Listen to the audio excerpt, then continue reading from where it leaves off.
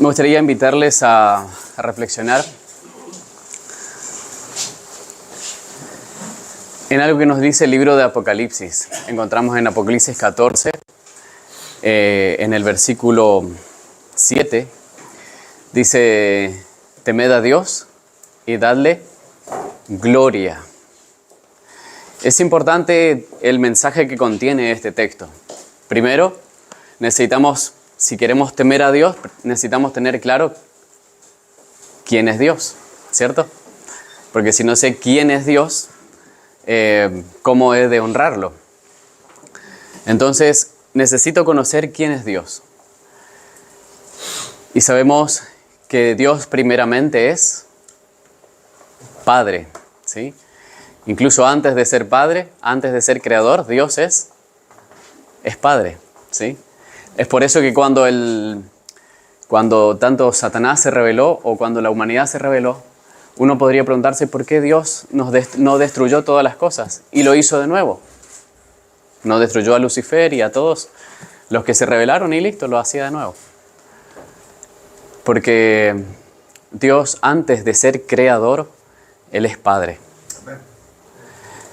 Y Él, como un Padre, nos ama y también quiere darse a conocer. Entonces, ahora nosotros sabemos que en la Biblia encontramos repetidas veces este término gloria. La pregunta es, ¿qué significa o a qué hace referencia la Biblia cuando habla de gloria? A ver si me comentan un poco a ver a qué se refiere la Biblia cuando habla de gloria. Porque dice, temed a Dios y dadle gloria. Pero también se habla de la gloria de Dios. ¿A qué puede referirse con la palabra gloria? En ocasiones el carácter. En ocasiones se refiere al carácter. ¿Y cómo es que yo le doy gloria? Y de ahí viene el tema de esta mañana, que es ¿cómo glorificar a Dios? ¿Qué es darle gloria a Dios? ¿Es simplemente estar en un lugar reunido entre hermanos y decir gloria a Dios? ¿Es solo eso? Darle el primer lugar en tu vida. ¿Es darle el primer lugar en la vida? ¿Qué más? Acerca de cómo es Dios en la persona de uno. Muy bien, muy bien. Dar testimonio de Dios, de cómo es Dios en la persona, en el carácter, en la vida de uno, ¿sí? Ahora, me gustaría invitarles a buscar en el libro de Juan. Hay muchos versículos, así que vamos a leer entre todos los versículos.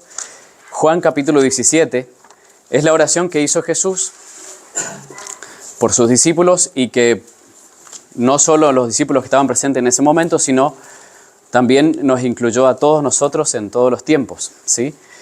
Y Juan 17:4, si alguien encuentra y nos quiere ayudar y le puede dar lectura, ¿sí? Yo te he glorificado en la tierra, he acabado la obra que me diste que hiciera. ¿4? Sí, el 4. Jesús le dice a su Padre, yo te he glorificado en la tierra. Es decir, cuando Cristo estuvo acá, con nuestra misma naturaleza, Él, ¿qué hizo? Le glorificó al Padre estando acá en la tierra. ¿Cómo es que lo hizo? Pues, si nosotros analizamos bastante lo que es tanto la oración que hizo Jesús en ese momento, como también lo que nos da todo el contexto que vamos a analizar, ¿cuál es el propósito de Dios al crear a los ángeles, al crear a todas las criaturas inteligentes del universo, incluso al ser humano? ¿Cuál es el propósito de nuestro Creador? ¿Para qué Dios crea a los seres humanos con inteligencia, con capacidad? Porque es un padre. ¿Quiere? Es porque es Padre. ¿Por qué más? Los conceptos que es bueno hacerlo participativo. Los conceptos que tengan, quieran aportarlo, estamos todos para aprender. Todos aprendemos de todos. ¿Por qué será? ¿Cuál es el propósito de Dios al crear a la humanidad? La Biblia dice que todo fue creado por Cristo y para Cristo. Muy bien, para Él. Fue creado por medio de Él y para Él, ¿sí? Entonces tiene que ver con algo que Él crea, o sea, Dios creó por medio de Cristo todas las cosas, pero también hay algo que tiene que ser para Él. Es decir, no es que lo creó y listo, lo dejó ahí, se va a hacer otra cosa y se olvida de su creación. Y su creación está aislada de Él, ¿sí? Sino que tiene que haber una relación entre Él y su creación, ¿sí? Entonces, el propósito también de Dios al dar existencia a la humanidad es que lo glorifique. Y ahí es donde vamos a ver algunos versículos. ¿Cómo es que Cristo glorificó a su Padre estando en la tierra? Primeramente, según el libro de Romanos, ¿qué naturaleza tenía Cristo cuando estaba en la tierra? ¿Tuvo una distinta a la nuestra o igual? Tuvo la misma naturaleza que tenemos nosotros, ¿sí? Entonces, porque de Adán antes de caer no se podía decir que vino en semejanza de carne de pecado.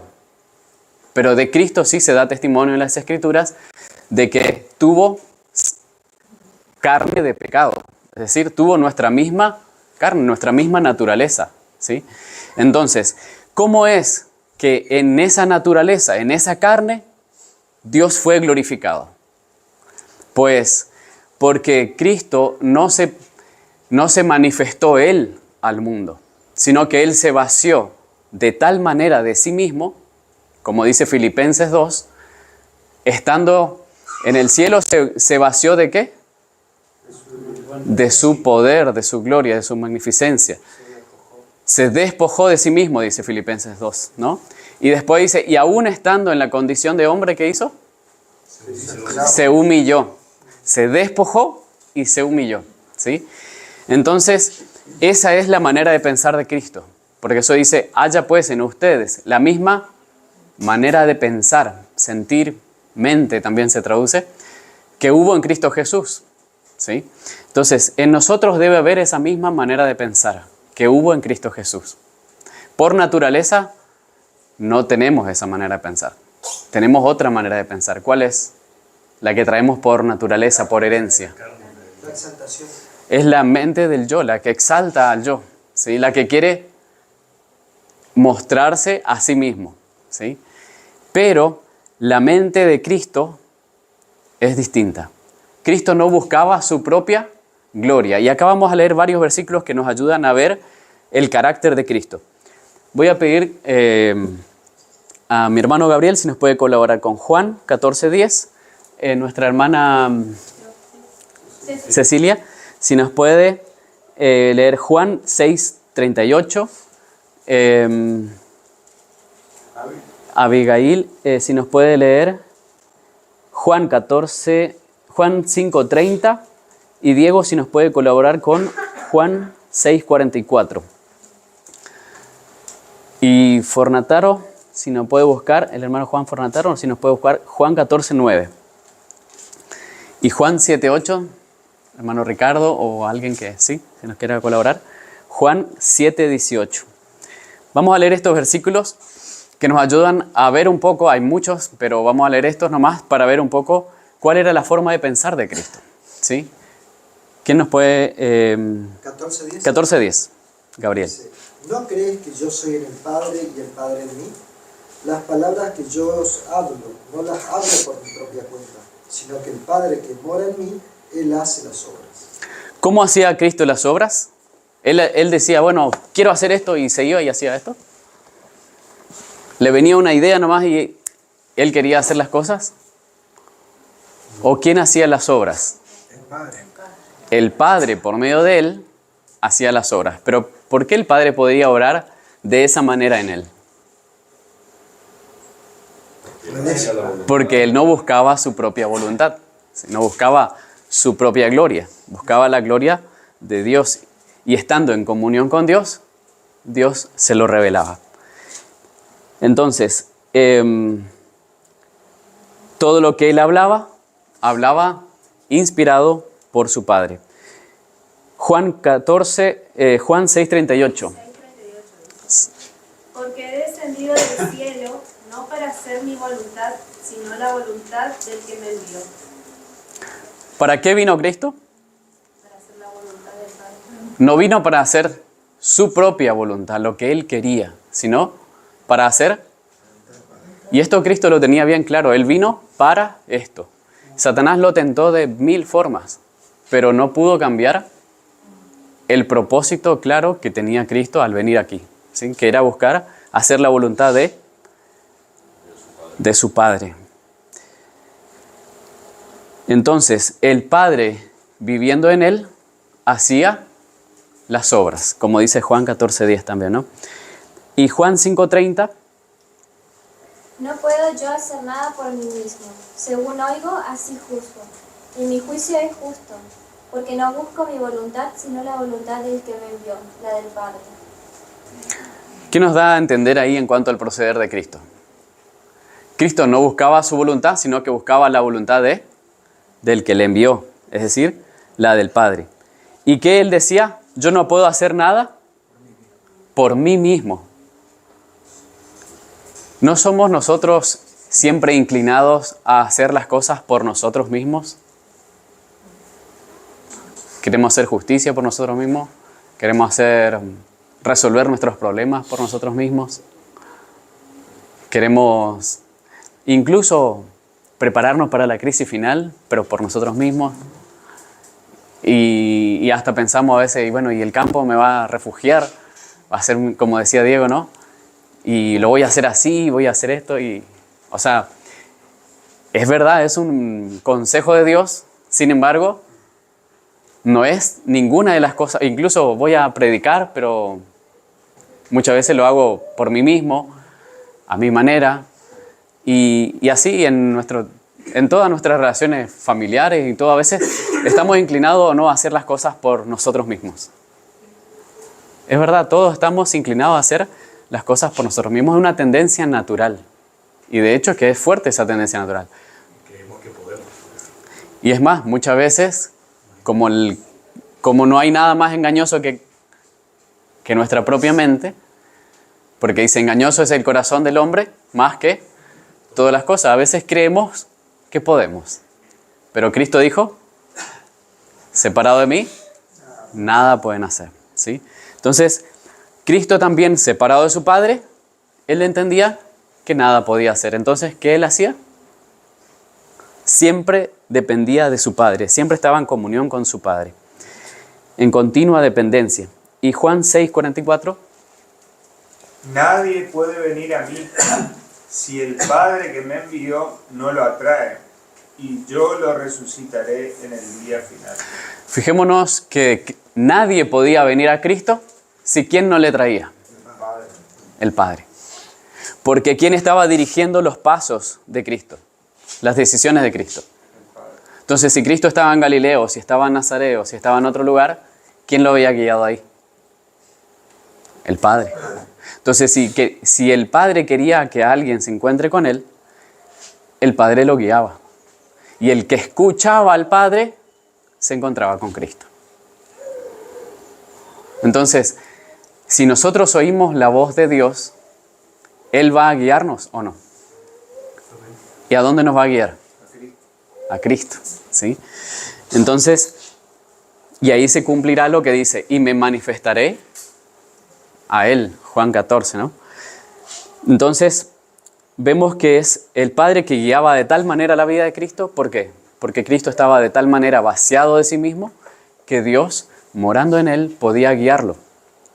Y todo aquel que escuchaba al Padre se encontraba con Cristo. Juan 14:9, ¿qué nos dice? Juan 14, yo quisiera leer también el 8, dice Felipe dijo, Señor, muéstranos al Padre y no basta. Qué interesante, ¿no? ¿Y qué le respondió Jesús? ¿Le da la respuesta o no se la da? Que la encontramos la respuesta. Jesús le dijo, tanto tiempo hace que estoy con vosotros y no me has conocido.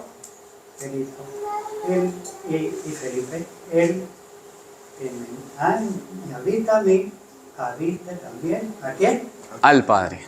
Ese versículo es clave para entender lo que estamos estudiando. El que veía a Cristo, ¿a quién veía? No veía a Cristo. ¿A quién veía? veía al Padre. No era parecido. Entonces, ¿a qué se refiere?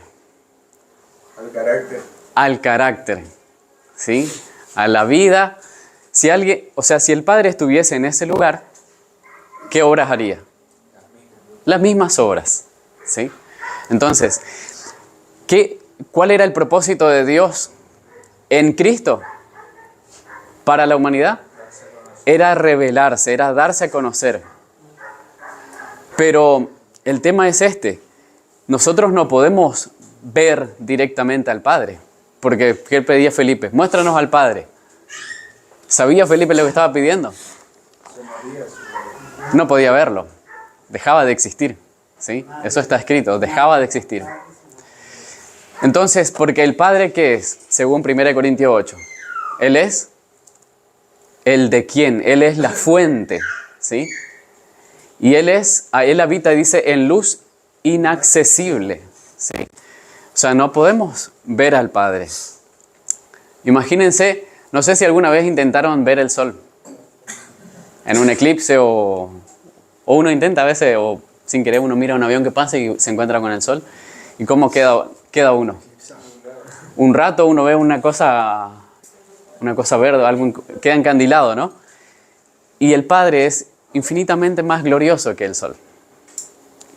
Infinitamente más. Él es el creador de ese astro.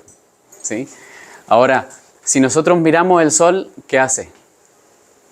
¿Es salud para nuestros ojos? ¿O daña nuestros ojos? Si lo miramos directamente al sol, nos daña. ¿Sí? Daña los ojos. Es más, hay personas que han perdido la vista a veces por trabajar mucho en arriba de las chapas y lugares donde incluso se encandilan demasiado todo el tiempo.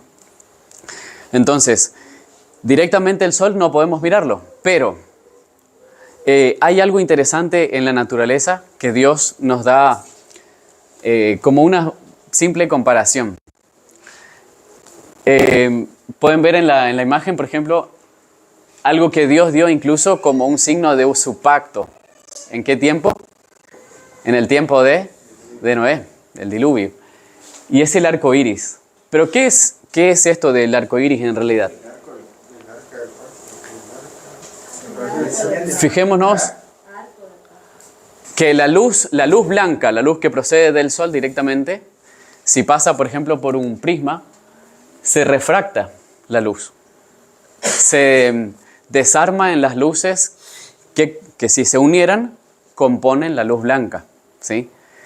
Y es como que se desarma, ¿no? Se ve todo el espectro que compone a la luz blanca. ¿Sí? Y la luz blanca, uno directamente no podría mirarlo directamente del sol. ¿Sí? Pero al pasar por el prisma, ¿qué pasa? Podemos ver. ¿Y es hermoso o no? Se ve hermoso el arco iris, ¿no? Y incluso si uno lo proyecta, una luz que pasa por un prisma, se ve en una pared. Acá está una pared, ¿ven? Y se proyecta en la pared. Y uno ve y dice, qué lindo, ¿no? Qué lindo que se ve. Pero ¿es la fuente de luz esa pared? ¿El prisma? Tampoco. Entonces, hay una fuente de luz que se está dando a conocer a través de ese prisma y a través de la pared. O sea que yo podría ver, no veo directamente la fuente de luz, sino que al pasar por el prisma veo la hermosura de esa luz, ¿sí? Y sin que mis ojos sean dañados. Quizá hay personas que no puedan explicar todo el proceso, bueno, el ángulo de la tangente, el ángulo tita, el ángulo secante, y calcular todo. Pero pueden ver y dicen, qué lindo. O sea, qué lindo que es. Uno puede apreciar la belleza de ese rayo, ¿no? Ahora, es interesante que así también en la naturaleza nosotros vemos esto, pero esto es la refracción de la luz del sol. Ahora, una comparación interesante es que Cristo vino a revelar la gloria del Padre, ¿sí? Y incluso Él dijo en cierta ocasión, en Juan 7:18, no sé si alguien tiene, si lo quiere leer. Juan 7:18. Vamos a analizar un poco también algunos textos en relación ahí al contexto. Dice, el que habla por su propia cuenta, su propia gloria busca. Pero el que busca la gloria del que le envió, este es verdadero y no hay en él injusticia. Muy bien. O sea que el que habla por su propia cuenta, ¿qué hace? Su propia gloria busca. ¿Qué motivación tiene?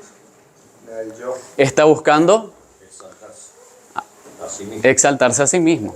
Entonces, si uno está buscando su propia gloria, no va a ser guiado o inspirado por Dios, sino que va a hablar, ¿qué cosa? Sus propias palabras, sus propias ideas, sus propias opiniones. Y la gente va a ser conducida a glorificar a Dios o a esa persona. A la persona. Hoy el mundo está lleno de eso. El mundo está lleno de eso. Eso es lo que inspira, ¿no es eso lo que inspira incluso las grandes competencias, hasta los mundiales y todo eso? ¿No es la exaltación propia? Es el deseo de autoexaltación lo que inspira la competencia. ¿Cómo? En las cosas más pequeñas, tal vez. En las cosas más pequeñas también. En las redes sociales, los seguidores, Y sí, en los estados de WhatsApp. en los estados, que vean, hasta incluso ven a ver cuántos miraron. Ya, Incluso uno, ¿no les pasa que a veces ve una foto grupal? A ver dónde estoy yo. ¿No les pasa? Es la tendencia de todos, exaltarse a sí mismo. Lo tenemos en nuestra naturaleza, lo traemos de herencia, desde nuestros primeros padres. Cristo vino del linaje de Adán, de David, de Abraham, de todos sus antecesores, y tenía las mismas tendencias, exactamente las mismas tendencias. Entonces, la pregunta es, ¿cómo es que el Padre pudo ser glorificado en Cristo en esa carne? ¿Cómo? porque vos dijiste al principio que él se vaciaba de sí mismo. Se vaciaba de sí mismo. Y es lo que nosotros necesitamos hacer. Y Pero cuando se vacía de sí mismo, ¿quién puede llenarlo? Padre, Dios, ¿sí? El Padre podía llenar a Cristo porque Él se vaciaba de sí mismo. Entonces no afloraba una mente carnal. Y la gente no veía simplemente ahí esa carne, sino que veía, a través de Él veía, ¿a quién? El que me ha visto a mí, ha visto al Padre. Entonces podían contemplar el carácter del Padre, pero en una carne pecaminosa, en una carne debilitada, en una carne que, como la nuestra, ¿sí? Entonces, a eso se refiere la palabra de Dios cuando nos dice Dios manifestado en carne, ¿sí? No es que se refiere a Cristo mismo manifestándose, sino Dios manifestándose en Cristo teniendo nuestra carne, ¿sí? 2 Corintios 5, Dios estaba en Cristo reconciliando consigo al mundo. Ujú. Si nosotros vamos a leer varios textos que nos ayudan un poco a ver esto. Entonces, cuando las personas veían a Cristo, ¿qué veían? Se manifestaba la influencia, la gloria, el carácter, la justicia ¿de quién? Del Padre. Por eso, el que me ha visto a mí, ha visto al Padre. Ahora, si nosotros hablamos de prepararnos para el tiempo del fin y todo esto, pero no es hoy también, digamos, hoy, en el tiempo en que yo necesito estar reflejando a Cristo, así como Cristo reflejaba al Padre. Pablo le dijo, ya no vivo yo, sino que Cristo vive en mí. Y eso era la lucha continua del apóstol Pablo. Por eso él decía cada día, muero. Entonces era una lucha continua, ¿con qué? Con el mismo Pablo, en donde querían aflorar las tendencias naturales de Pablo, pero ¿quién se manifestaba en Cristo? En Pablo, perdón. Por eso en Gálatas 3:20 dice, ¿no?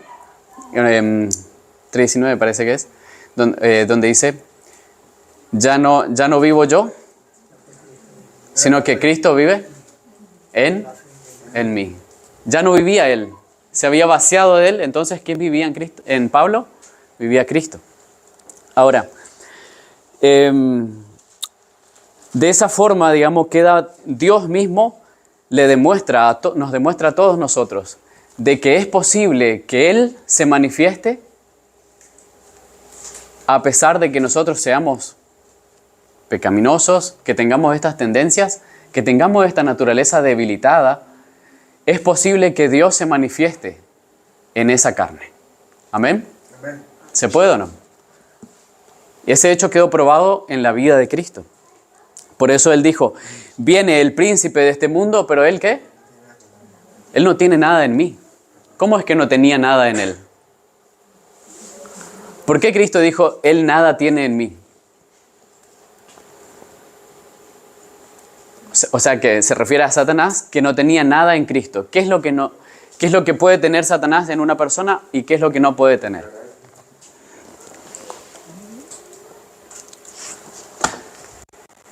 Me gustaría invitarle a analizar un poquito esto. Esto nos habla un poco acerca de las facultades que Dios nos dio a nosotros. Y Dios nos dio a nosotros facultades superiores y facultades inferiores. Las facultades superiores son la conciencia, la razón y la voluntad, la capacidad de tomar decisiones, ¿sí? Y a su vez nos dio capacidades que son inferiores, que incluso lo tienen los animales, ¿sí? Los sentimientos, emociones, apetitos y pasiones. Son facultades que naturalmente eran buenas. Adán lo tenía y no estaba en pecado. El tema es cuando cuando no se pervierte el uso de esas facultades. Pero cuando se tuerce el uso de esas facultades, que es lo que Satanás trata de hacer, dice, trata de inflamar las pasiones, ¿sí? O los sentimientos, o distorsionar nuestras emociones. Pero la mente, digamos, debe funcionar así. La conciencia debe sujetar la razón debe sujetarse a la conciencia. Porque cuidado que también se puede idolatrar a la propia razón. O sea, uno puede decir, no, yo tengo razón. Y que yo tengo razón. Y no. Uno debe sujetar su propia razón ¿a qué? A la palabra de Dios. Entonces, debo llenar mi mente, llenar mi conciencia ¿de qué? De la palabra de Dios. Por eso Pablo dice que abunde la palabra de Dios en vosotros, por ejemplo, ¿no? Entonces necesitamos de la palabra de Dios, recibirla continuamente, no resistirla, sino recibirla, dispuesto a vaciarnos de nosotros, recibir la palabra de Dios. Incluso dice la palabra, si alguno se imagina que sabe algo, aún no sabe nada como debería saberlo. Ese debe ser un principio en nuestra vida. Debemos ir a estudiar la palabra de Dios, no como que sé, sino como que necesito aprender, que Dios me enseñe. Entonces, cuando Dios llena nuestra conciencia con su palabra, entonces, y nuestra razón se sujeta a la conciencia, y la voluntad, o sea, la capacidad de tomar decisiones se sujeta a la razón, ¿qué decisiones se pueden tomar? Decisiones conforme ¿a qué? A la palabra de Dios. ¿No es eso lo que hacía Cristo? Viene Satanás, le tienta a Jesús en el desierto, le dije, si eres el Hijo de Dios, haz esto. ¿Y qué dijo Jesús? No, yo creo que no, yo creo que es así. ¿Así dijo Jesús? ¿O qué dijo? Las primeras palabras ya manifiestan qué es lo que abundaba en él. ¿Qué dijo? Escrito está. ¿Qué abundaba en él? La palabra de Dios. Amén. Entonces, la palabra de Dios obra en él. ¿Y qué hace? Sujeta todo lo demás a la palabra. Entonces, su apetito, sus pasiones, sus sentimientos, sus emociones, todo estaba sujeto a una voluntad que se sujeta a una razón santificada. ¿Sí? Entonces, no es esa la tendencia natural que tenemos de pensar. Muchas veces ponemos nosotros, o lo hemos puesto, nuestros sentimientos quizás en primer lugar. O ponemos nuestras emociones. Por eso a veces si se nos contradice o algo, nos siente uno que el corazón se acelera, que como que ya parece que Una lucha contra uno. uno siente un calor, ¿no? Entonces empiezan a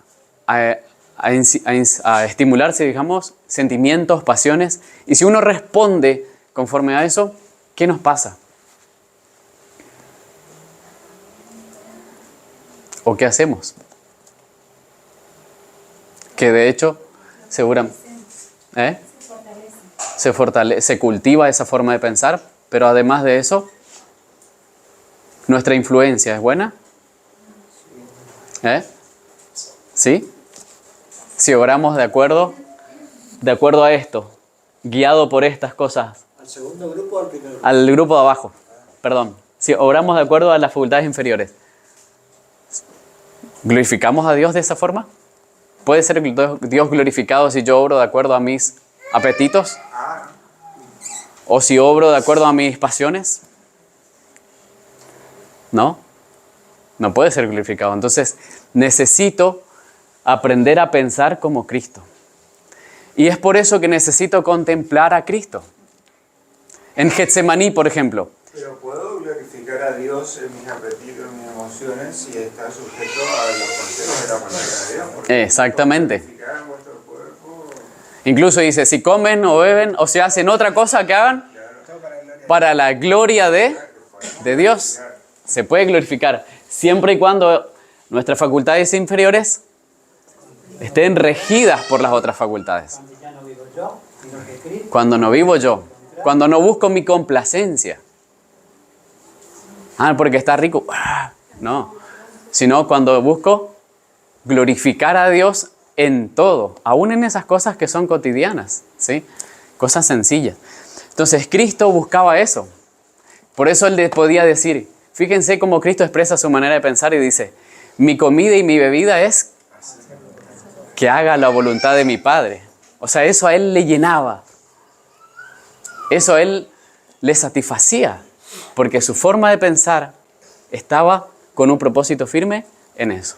Y la palabra de Dios abundaba en Él. Entonces, ¿es posible eso en nosotros o solo en Cristo fue? ¿Puede Dios reproducir eso en nosotros o no? Depende de nosotros. Nadie más. Porque Él no nos obliga, sino es por amor. Vamos a leer Efesios, si alguien nos colabora, porque acá ya hemos leído bastante.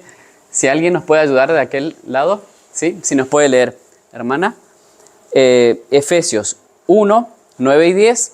Y también vamos a leer 2 Corintios 5, 19.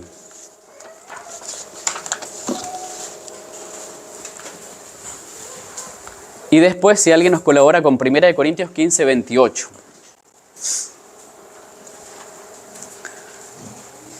¿Alguien encontró Efesios? Sí, nos puede leer, hermana, por favor, gracias.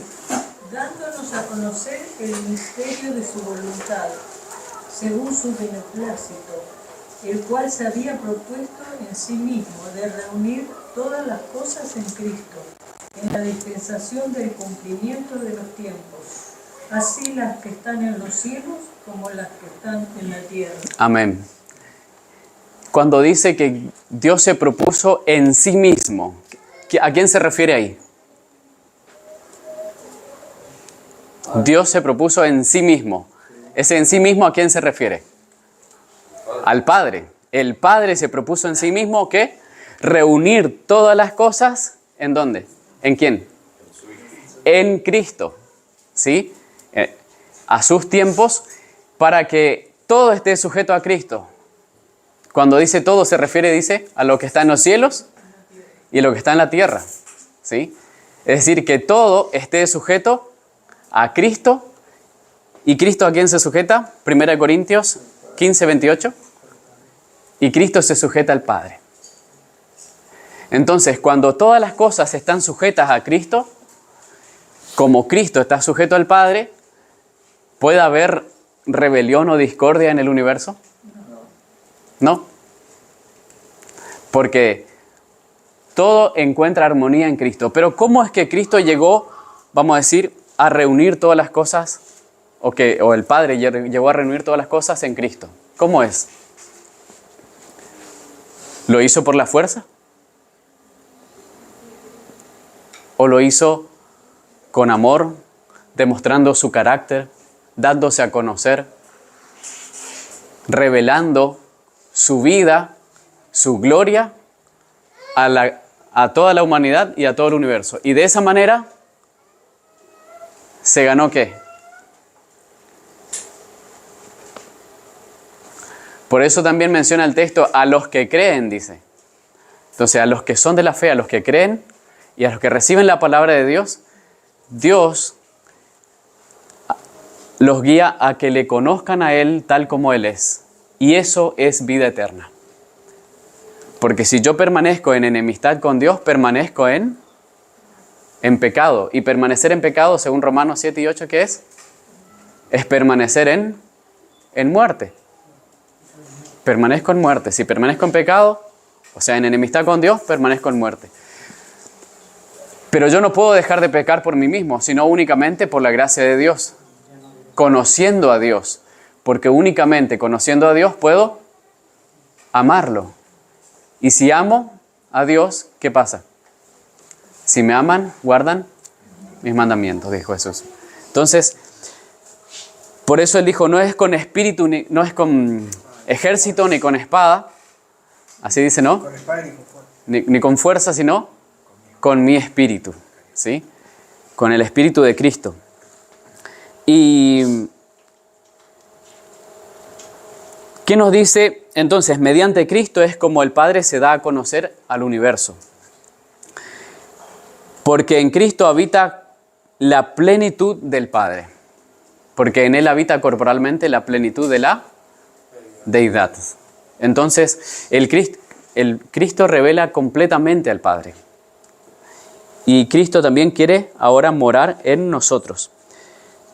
El siguiente texto había mencionado 2 Corintios 4:6, ¿o no? Si alguien me quiere colaborar con ese texto. 2 Corintios. 2 Corintios 4:6.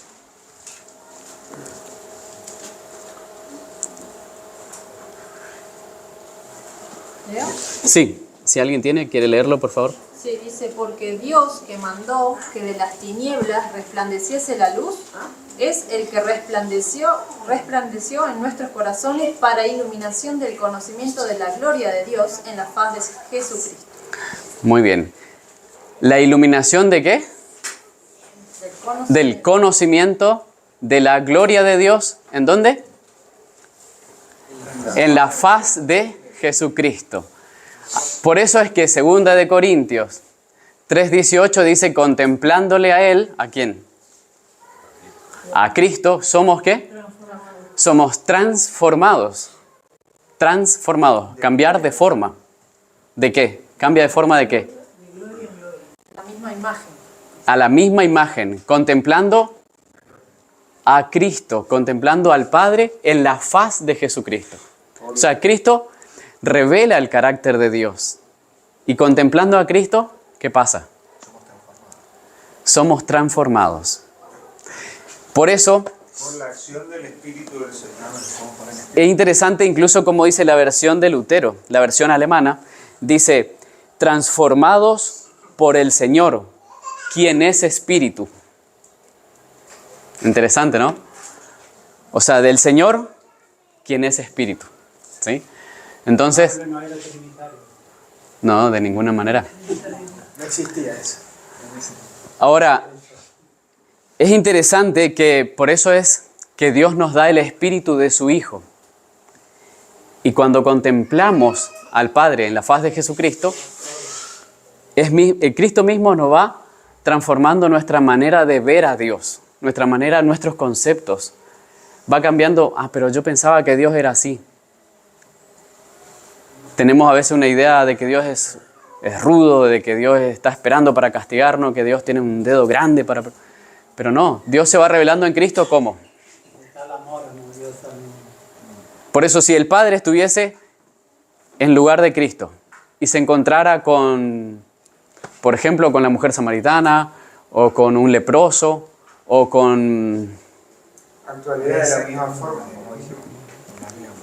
con María Magdalena, ¿qué haría? Lo mismo.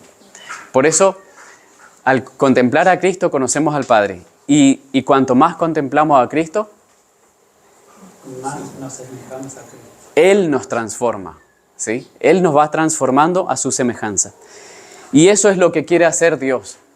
Porque dice que Dios, cuando venga su Hijo, vamos a leer 2 Tesalonicenses 1:10. Cuando Cristo venga, es más, antes de que Él regrese, habrá una crisis que va a hacer tan densa la oscuridad en este mundo, que dice que lo único que se va a ver son los que realmente brillan. Cuando hay luz, parece que todo es lindo, pero en la noche, ¿qué se ve? Se ve solo lo que brilla, solo lo que tiene luz, ¿sí? Solo aquello que refleja, aunque sea una luz, ¿cierto? Entonces, vamos a ver qué dice 2 Tesalonicenses, si alguien nos quiere leer. Hermano Tito, si quiere leernos. 2 Tesalonicenses 1:10. Cuando venga el día para ser glorificado en sus santos y ser admirado en todos los que creyeron, por cuanto nuestro testimonio ha sido creído entre vosotros. Muy bien, muchas gracias. ¿Qué podemos entender en ese texto?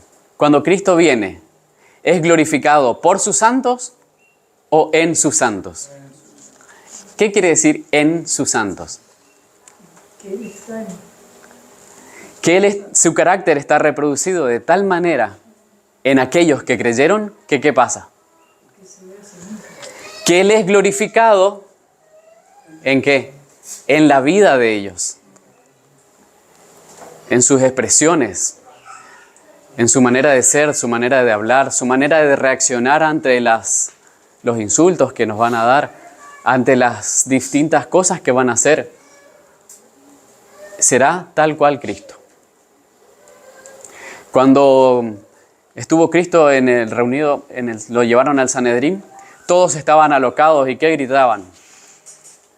Gritaban con pasión, dice, alocados, parecían fuera de sí mismos, gritaban, injusto, crucifícanlo, esto y aquello. El único dueño de sí mismo, ¿quién era? Cristo. Sereno, pero ¿no nos pasa muchas veces que no reaccionamos así? ¿Y es por qué? ¿Pues cuál puede ser nuestro problema? Si nos ponemos a pensar en ese momento, ¿estaba pensando en yo o estaba pensando en la gloria de Dios? Cuando reaccioné así. Entonces, Primeramente porque somos dubitativos y no entregamos todo a Cristo, nos estamos vaciando, o sea, hablo por mí. Y entonces aflora nuestro carácter. Eso es lo que pasa. No estamos preocupados. Ayer veníamos compartiendo un video con esto que explicaba Rogerio Guzzi, que en una explicación que nosotros somos egoístas cuando pensamos ¿por qué necesito aprender esto si esto no tiene nada que ver con mi salvación?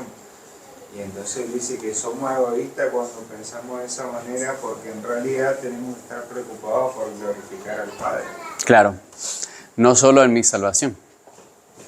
Es más, hay un libro que dice, quienes solo están pensando en sí mismo o en otras cosas, digamos, que pertenecen a este mundo, ¿qué hace?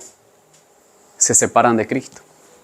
El enemigo se encarga, ¿no es cierto?, de que las preocupaciones de esta vida y de este mundo a veces, digamos, nos distraigan. El tema es, si Cristo pudo vivir teniendo esa misma naturaleza que nosotros, de esa forma, ¿por qué en nosotros no ocurre lo mismo? ¿Qué es lo que está pasando? Justamente una de las causas es esa, porque dudamos.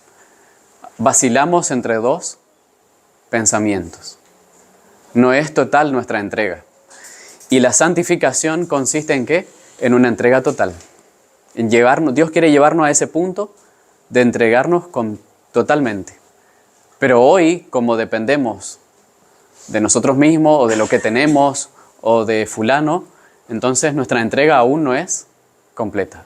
Pero Dios nos va a llevar y va a permitir que en este mundo se desarrollen cosas que no nos va a quedar otra.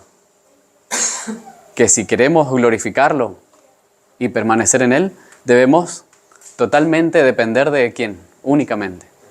Dice, llegaremos, cada alma deberá depender de Cristo solamente. Así como Cristo dependía solo del Padre. Entonces, pero eso es algo que se necesita cultivar. Porque si lo hacemos un día y otro día no, estamos claudicando entre dos pensamientos. Creo que ya el tiempo es... Queda una hora. ¿Una hora? Arranca con otro tema. Bien. Es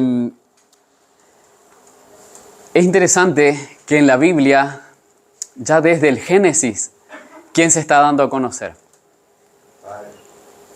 El Padre en Cristo. Creando, por la palabra, se manifiesta el Padre en Cristo.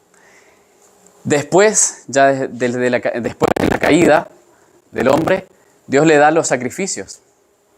Ya aún antes de salir del Edén, Dios le da los sacrificios. ¿Quién se está manifestando ahí? Como el Cordero de Dios que quita el pecado del mundo. Cristo. Cuando Dios le da las fiestas, ¿quién se está manifestando? ¿Acaso no es cada una de las fiestas que señala a Cristo? ¿No Él es nuestra Pascua? ¿No Él es las primicias?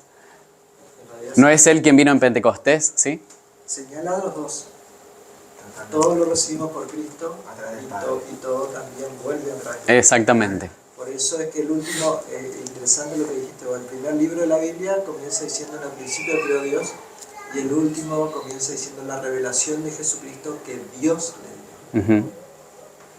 Es todo siempre de la fuente, que es el Padre, siempre a través de Cristo. Y es, en cierta forma, nosotros vemos el arco iris y apreciamos la belleza. Pero ¿quién? O sea, ¿de dónde procede esa luz?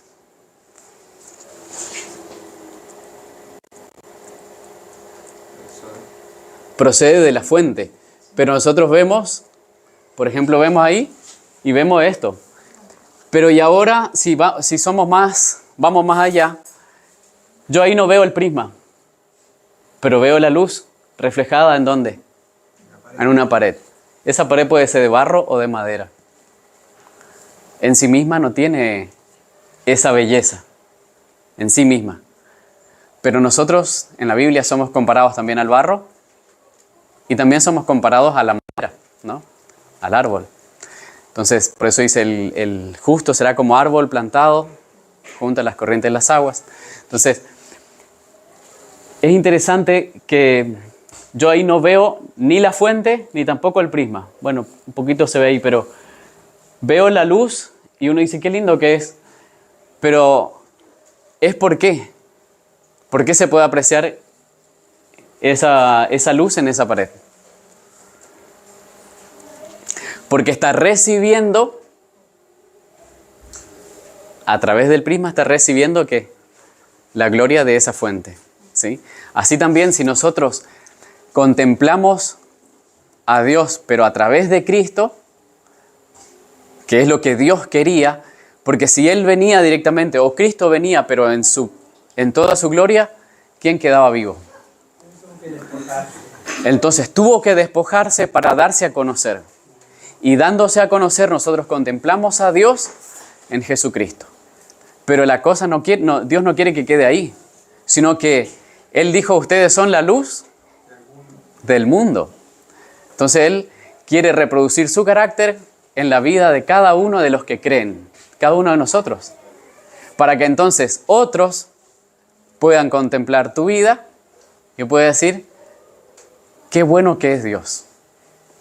Y puedan glorificar, por eso dice, para que hagan vuestras buenas obras y glorifiquen a vuestro Padre que está en los cielos. ¿Sí? Siguen repitiendo. Siempre está en relación eso. Y entonces muchos creerán, porque muchos no creen simplemente porque le definimos conceptos, sino por tu vida. Por eso caemos en el descrédito por nuestras obras, cuando dice fácilmente, dice, mira, fulano, pero aquel no es que va a la iglesia. Por eso dice el nombre de Dios es blasfemado.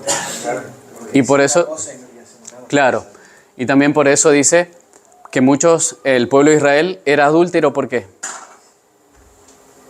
Porque con su boca lo alababan, pero con sus hechos lo negaban. Entonces, incluso de los maestros de ese tiempo, Jesús dijo, hagan lo que dicen, pero no lo que hacen. Entonces, Dios no quiere, no se puede revelar completamente ahí. Pero Dios, al ser, como decía Primera de Tesalonicenses, dice que será glorificado en sus santos. Y dice a continuación, en los que creen, los que son de la fe. Entonces, creyendo a Dios, Él nos va haciendo justos. Creyendo que realmente Dios envió a su Hijo, como Él lo dice, y que nos amó tanto. No solo que amó a la humanidad, sino que te amó vos, que nos amó a nosotros personalmente, a cada uno. Entonces, si yo lo recibo y lo creo para mí, entonces empiezo a contemplar el carácter de Dios manifestado en Cristo. Y eso es el propósito de Dios revelado en toda la Escritura. En la creación, en el Edén, al dar el sacrificio, en las fiestas, siempre Dios estaba tratando, en el santuario, siempre Dios estaba diciendo, miren a mi Hijo, para que me conozcan a mí. Siempre Dios estaba diciéndonos a nosotros, hoy nos está diciendo, contemplen a Cristo. Cuando le picaban las serpientes en el desierto, ¿qué levantaron? Una serpiente de bronce que simbolizaba a Cristo. ¿Por qué simbolizaba a Cristo? Porque dice, Él se hizo pecado por nosotros. ¿Sí? Por eso dice, maldito todo aquel que es colgado en un madero. Necesito contemplar a Cristo crucificado. Y eso es lo que justamente Pablo se propuso. No saber otra cosa sino a Cristo y crucificado. Por eso es que si volvemos a Juan 17, para terminar, Juan 17, la oración de Jesús, el versículo 22. Si alguien encuentra y quiere leer. Yo le he dado la gloria que me diste, para que sean uno, así como nosotros somos uno. Amén. Dios quiere unificar todo su reino y lo hace siempre a través de Cristo. Cristo está sujeto a su Padre. Pero cuando todo esté sujeto al Padre, entonces ¿qué va a pasar? Cuando todo esté sujeto a Cristo, todo estará sujeto al Padre. ¿Y Cristo qué nos dio? La misma gloria que el Padre le dio a Él. Es decir, ¿a qué se refiere entonces en ese contexto la gloria? ¿Cuál es la gloria que el Padre le dio a Cristo?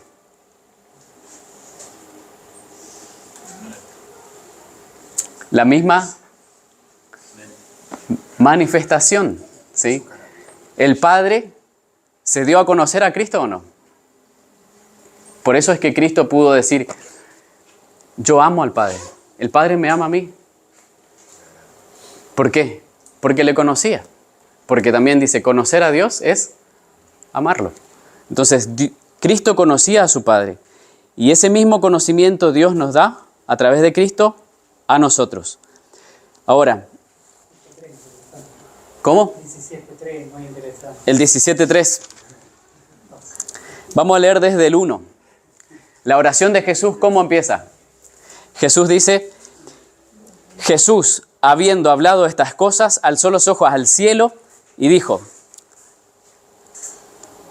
Padre mío, la hora ha llegado, glorifica a tu Hijo, para que tu Hijo te glorifique a ti. Así como le diste autoridad sobre toda carne, para que dé vida eterna a todos los que le has dado. Y esta es la vida eterna, que te conozcan a ti, el único Dios verdadero y a Jesucristo, a quien tú has enviado. Cuando dice, para que dé vida eterna, ¿a qué se refiere? A que lo conozcan. Porque Él es la revelación del Padre. Entonces, Y esta es la neta, que te conozca. exactamente, Cristo nos da vida eterna, pero para darnos vida eterna, ¿qué nos da? El conocimiento de Dios. Por eso Él es poder y sabiduría de Dios. Dios se revela en Cristo. Entonces, cuando contemplamos a Cristo, ¿qué estamos contemplando? El carácter de nuestro Padre. Amén. Entonces, Dios nos invita a esto, a que siempre lo contemplemos a Él y que nunca apartemos nuestra mirada de Cristo, porque Él es autor y consumador de la fe. Y por eso dice, puesto los ojos en Jesús. ¿Dónde deben estar nuestros ojos? Contemplando el carácter, la maravillosa vida de Cristo, y de esa manera ser transformado. Y de esa manera contemplamos a Dios en la faz de Jesucristo, ¿sí? Y de esa manera Él nos va a transformar para que vengan las tribulaciones que vengan. Se va a revelar. Cuanto más densa las tinieblas, dice, más se verá la luz de los hijos de Dios, ¿sí? ¿Y todo es para qué? Para la gloria de nuestro Padre. Amén.